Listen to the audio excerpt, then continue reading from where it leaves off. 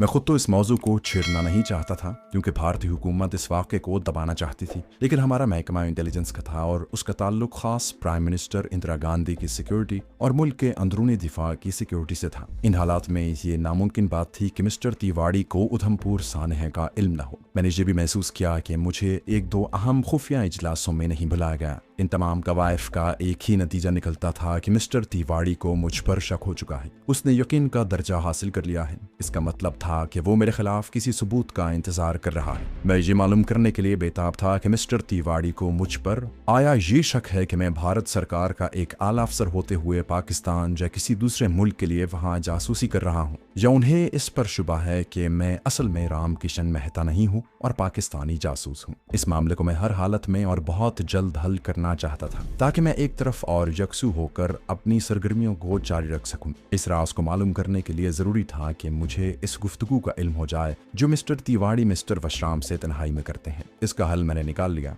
Mister Tiwari के खूबसूरत कमरे के कोने में एक बड़ा गुलदान हमेशा पड़ा रहता था जिसमें प्लास्टिक के फूल सजाए गए थे। इन फूलों को पानी देने की जरूरत नहीं थी और गुलदान हमेशा उसी मेज पर पड़ा रहता था। एक रोज मैं छुट्टी के बाद अकेला ही नई दिल्ली के रेस्तरां में चाय पीने निकल गया। मेरा असल मकसद कुछ और था। रेस्तरां में मैं देर तक बैठा चाय पीता और अखबारात का मुताला करता रहा। मैं एहतियात के तौर पर अपने साथ छोटा ट्रांजिस्टर रेडियो लेता गया था। रेस्तरां से निकलकर मैं कनॉट प्लेस में रेडियो की एक दुकान पर चला गया। ट्रांजिस्टर रेडियो को मैंने जानबूझकर खराब कर दिया। काउंटर पर खड़े आदमी को मैंने ट्रांजिस्टर रेडियो दिखाकर कहा कि इसमें शोर बहुत होता है, इसे ठीक कर दीजिएगा। जहां मैंने अपना असल नाम जाहिर न किया। शोकेसों में टेप रिकॉर्डर, ट्रांजिस्टर रेडियो और कैसेट प्लेयर सजे हुए थे। मैंने इकाई का एक बहुत ही छोटा टेप रिकॉर्डर निकालकर उसे गौर से देखा। उसका साइज माचिस की डिब्बी जितना था और ये बैटरी से काम करता था। मैंने दुकानदार से कहा कि मुझे अपने बच्चे के लिए ये टेप रिकॉर्डर चाहिए। वो स्कूल में कोई खेल खेलते हैं जिसमें ऐसे छोटे टेप रिकॉर्डर का इस्तेमाल जरूरी है।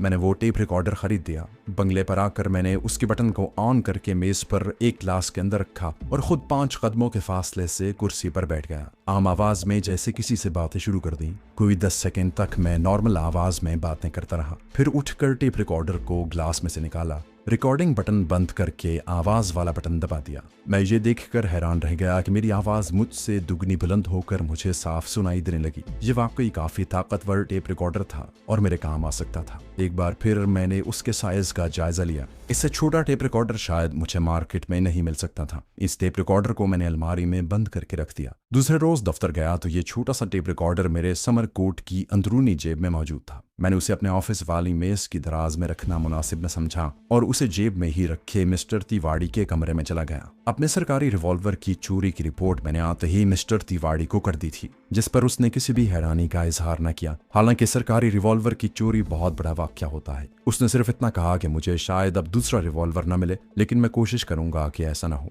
अब मैं उसके कमरे में इसी रिपोर्ट का बहाना बनाकर जा रहा था। हकीकत में मेरा मकसद ये था कि कोने में रखे हुए गुलदान का एक बार फिर भरपूर जायजा लूं। मिस्टर तिवाड़ी अपने कमरे में बैठे किसी फाइल की वर्करदानी कर रहे थे। मैंने रिवॉल्वर के बारे में बात शुरू की तो वो मुस्कुराए। फाइल पर से नजरें हटाकर मुझे देखा और बोले, कैप्टन मेहता, मैंने ऊपर बड़ा भरपूर नोट लिख कर भेजा है। वैसे मुझे ज्यादा उम्मीद नहीं है, पर भगवान करे कि प्राइम मिनिस्टर उसे मंजूर कर ले। मैं कुर्सी की पुश्त पर हाथ रखे खड़ा था। मैंने कहा, सर, अगर इजाजत दें तो मैं मार्केट से नया रिवॉल्वर खरीद कर उसका लाइसेंस बनवा लूं, क्योंकि आप तो जानते ही हैं कि हमें उसकी किसी वक्त जरूरत पड़ सकती है। मिस्टर तिवाड़ी ने दराज खोलकर सिगार निकाला, उसे सुलगाया और हल्का सा कश लगाकर धुआं छोड़ा। फिर बोला, ठीक है, तुम नया रिवॉल्वर खरीद लो, मैं तुम्हारे लाइसेंस की दरखास्त फॉरवर्ड कर दूंगा। मैंने मिस्टर तिवाड़ी का शुक्रिया अदा किया और कमरे में से बाहर निकल आया। जो लोग मेरे बारे में किस किस्म के ख्यालात रखते थे, ये जानने के लिए मैं तिवाड़ी के कमरे वाले गुलदान में एक छोटा टेप रिकॉर्डर रखना चाहता था। कमरे से निकलते वक्त मैंने नजर घुमाकर कोने वाले गुलदान को देखा। प्लास्टिक के फूल उसमें वैसे ही सजे हुए थे।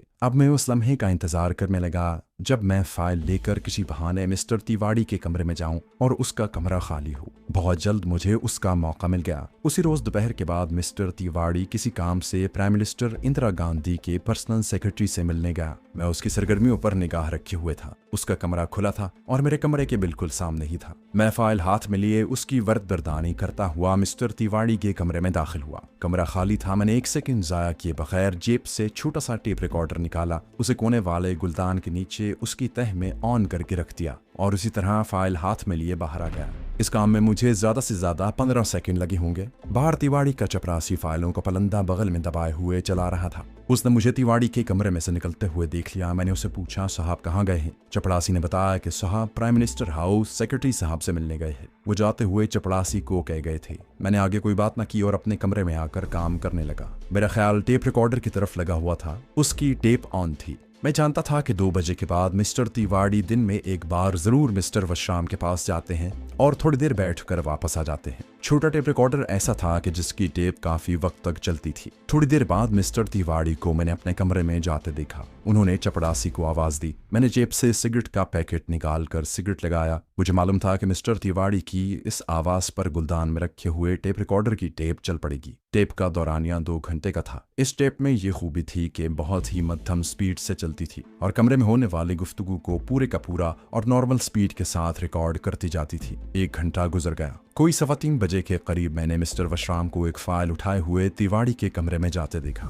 अपने कमरे की चिक में से मुझे बाहर राहदारी का सारा मंजर नजर आया। वशराम मिस्टर तिवाड़ी के कमरे में आधे घंटे तक बैठा रहा। उसके बाद बाहर निकलकर अपने कमरे की तरफ चल दिया। पहले ही रोज मैं अपनी इस कामयाबी पर बहुत खुश हुआ। गुलदान से टेप रिकॉर्डर को निकालने का मसला कोई इतना बड़ा मसला नहीं था। उसी रोज दफ्तर बंद होने से पहले जब मिस्टर तिवाड़ी किसी काम से बाहर गया तो मैं गुलदान में से अपना टेप रिकॉर्डर निकाल लाया। शाम को अपने बंगले पर आकर मैं बेडरूम में चाय की प्याली लेकर घुस गया। नौकरानी को छुट्टी दे दी, अंदर से कुंडी लगा ली और टेप रिकॉर्डर ऑन कर दिया। सबसे पहले मुझे तिवाड़ी की चपड़ासी को बुलाने की आवाज सुनाई दी। उसने चपड़ासी को अकाउंटेंट के पास जाने और कोई फाइल लाने की हिदायत की। उसके बाद खामोशी छा गई। बीच बीच में मिस्टर तिवाड़ी के किसी वक्त जरा खांसने की आवाज सुनाई दे जाती। देर तक टेप खाली चलती रही। मैंने उसे फॉरवर्ड किया। काफी आगे जाकर मिस्टर वशराम की आवाज सुनाई दी। सर, मैंने पीएम के पीए को फोन कर दिया था। मिस्टर तिवाड़ी की आवाज सुनाई दी। अच्छा किया। फिर कुर्सी के चरचराने की आवाज आई। मिस्टर वशराम की आवाज आई, सर मेहता के लाइसेंस की फाइल का क्या करना है? मिस्टर तिवाड़ी ने कहा, वशराम तुम जानते हो कि हम उसे रिवॉल्वर का लाइसेंस नहीं देना चाहते, लेकिन कानूनी तौर पर हम उसे रोक भी नहीं सकते। वशराम बोला, सर आप इस केस को ऊपर पीएम तक क्यों नहीं ले जाते?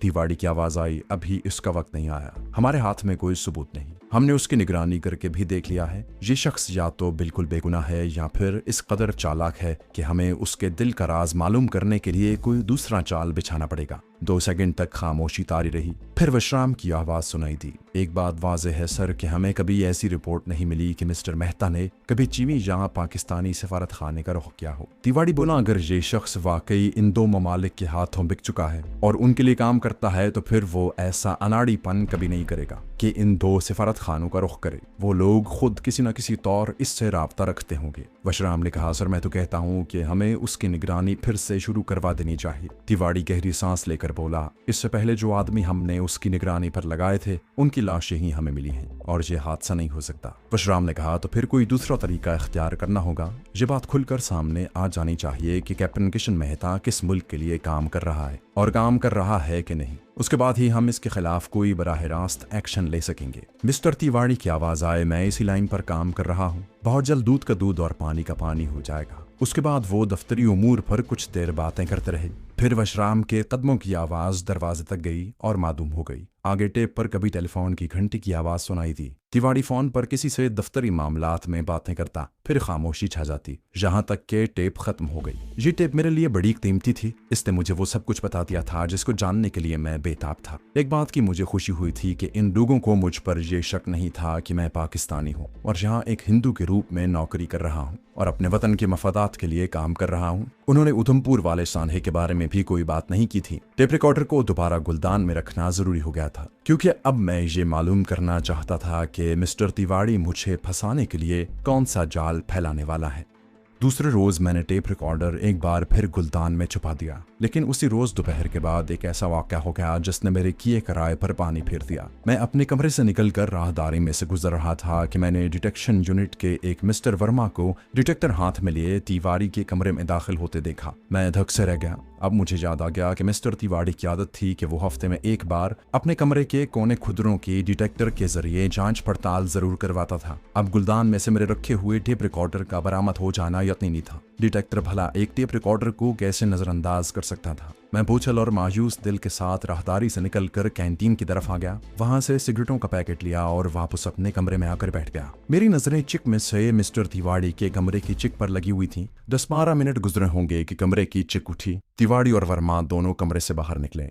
डिटेक्शन सिक्योरिटी महकमे के मिस्टर वर्मा के हाथ में गुलदान था। जाहिर है यहाँ टेप रिकॉर्डर बरामद कर लिया गया था जो उस वक्त मिस्टर तिवाड़ी की जेब में था। वो मिस्टर वशराम के कमरे में घुस गए। यकीनी बात थी कि उनको सिवाय मेरे और किसी पर शक नहीं हो सकता था, लेकिन उनके पास चूंकि इस बात का कोई सबूत नहीं था इसलिए वो मुझ पर हाथ नहीं डाल सकते थे। मैं सिगरेट सुलगाकर मामूल के मुताबिक फाइलों पर काम करने लग गया, ये मालूम करने के लिए कि मिस्टर तिवाड़ी की जहनी कैफियत क्या है और उसके रवैये में किस किस्म की तब्दीली वाक़ हुई है। मैं आधे घंटे के बाद एक फाइल लेकर उसके कमरे में चला गया। मिस्टर तिवाड़ी ने हस्बे मामूल मुझसे मुस्कुराकर बात की। उसके रवैये से मुझ पर बिल्कुल जाहिर न हुआ कि गुलदान में से एक टेप रिकॉर्डर बरामद हुआ है। मैंने आंख के कोने से देख लिया था कि कोने में मेज खाली है, वहां प्लास्टिक के फूलों वाला गुलदान मौजूद नहीं था। मैंने गुलदान के बारे में कुछ न पूछा और फाइल पर उसके दस्तखत करवा कर वापस चला आया। वहां सिवाय मिस्टर तिवाड़ी और मिस्टर वर्मा के किसी को कानो कान खबर न हो सकी कि गुलदान में से टेप रिकॉर्डर निकला है। मिस्टर तिवाड़ी ने इस बात को वहीं दबा दिया। जरूर उसने नेशनल सिक्योरिटी के हवाले से मिस्टर वर्मा को भी मना कर दिया था कि वो किसी से गुलदान के टेप रिकॉर्डर की बात न करे। मैं पहले से ज्यादा मुहतात हो गया था। ये बात साफ तौर पर वाज़ेह हो गई थी कि मिस्टर तिवाड़ी को मुझ पर पाकिस्तानी एजेंट होने का शक है और वो उसके लिए किसी सबूत की तलाश में है। अब मेरा फर्ज मनसबी ये था कि मैं उसे ऐसा कोई सबूत किसी तौर भी फराहम न करूं, अपने आप को मुहिब वतन भारतीय साबित करने की कोशिश करूं। मगर मुझे लगा कि शायद ये कोशिश भी बेकार थी। मैंने अपनी तमाम सरगर्मियां मुलतवी कर दी। 20 अक्टूबर का दिन करीब आ रहा था। उस दिन रात को मुझे सरहद पार अपने बॉस से कोई खास पैगाम वसूल करना था। मुझे खतरा था कि तिवाड़ी ने मेरे बंगले के इर्द गिर्द किसी खुफिया मकाम पर ऐसा ट्रांसमीटर जरूर लगा दिया होगा जो मेरे पैगाम और बाहर से आने वाले सिग्नल को रिकॉर्ड कर लेगा। चुनांचे मैंने यही फैसला किया कि 20 अक्टूबर की रात को मैं शहर से बाहर किसी वीरान मकाम पर जाकर वायरलेस पर अपने बॉस से बात करूंगा। अगरचे तिवाड़ी ने विश्राम को यही कहा कि उसने मेरी निगरानी पर कोई खुफिया आदमी मामूर नहीं कर रखा, मगर मुझे उसके बयान पर यकीन नहीं था। मैं यही समझ रहा था कि मेरी हर वक्त निगरानी हो रही है। 20 अक्टूबर का दिन भी आ गया। इस दौरान में मैं मिस्टर तिवाड़ी के नए बिछाए जाने वाले दाम का सुराख भी लगाने की कोशिश करता रहा।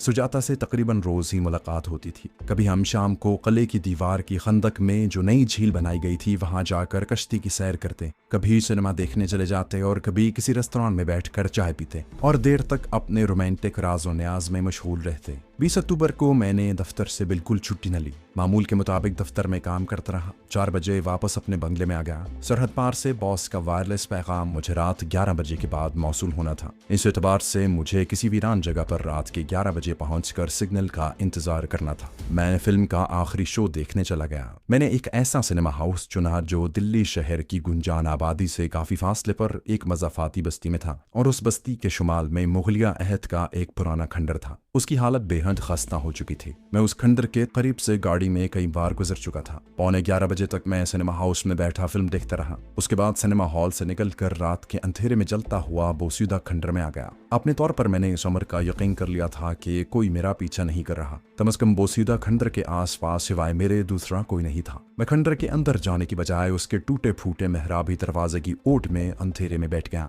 और ठीक 11 बजे मैंने ट्रांसमीटर अपने कान के साथ लगा लिया। इस जेबी साइज के ट्रांसमीटर की कोई नन्ही सी बत्ती भी नहीं जलती थी। दूसरी तरफ से सिग्नल के आते ही उसमें से टोन की धीमी सी आवाज सुनाई देने लगी। मैं ट्रांसमीटर कान से लगाए हुए खंडर में उठकर इधर उधर टहलने लगा। खंडर के आसपास मैदान था जो अंधेरे में खाली पड़ा था। ठीक 11:15 पर मेरे ट्रांसमीटर ने टोन दी। मैंने अब बटन दबाकर अपना कोड वर्ड दोहराया। दूसरी तरफ से बॉस ने भी अपना कोड वर्ड बोला और फिर मरमूज जबान में कहा, इंडियन गवर्नमेंट एक गैर मुल्की ताकत के इश्तराक से जनूबी हिंद के किसी मकाम से यूरेनियम के हुसूल के लिए अगले साल तेल की तलाश के बहाने खुदाई शुरू करने वाली है। हमें सिर्फ इतना मालूम हो सका है कि जनूबी हिंद के उस मकाम पर यूरेनियम का भारी जखीरा मौजूद है। अगर भारत वहां से यूरेनियम हासिल करने में कामयाब हो जाता है तो वो किसी न किसी रूप में हमारे खिलाफ इस्तेमाल होगा। हमें ये भी पता चला है कि इस प्लान को चाणक्य प्लान का नाम दिया गया है। चाणक्य प्लान का ब्लूप्रिंट श्रीलंका में उस गैर मुल्की ताकत के सिफारत खाने की किसी मुकफ्फल अलमारी में पड़ा हुआ है। हमें इस ब्लूप्रिंट की एक कॉपी चाहिए। ये हमारे मुल्क की सलामती और बका का मसला है। कोलंबो शहर में बोरीला जंक्शन के इलाके में टेम्पल रोड के बुद्ध मंदिर के सामने इंग्लिश बुक हाउस है।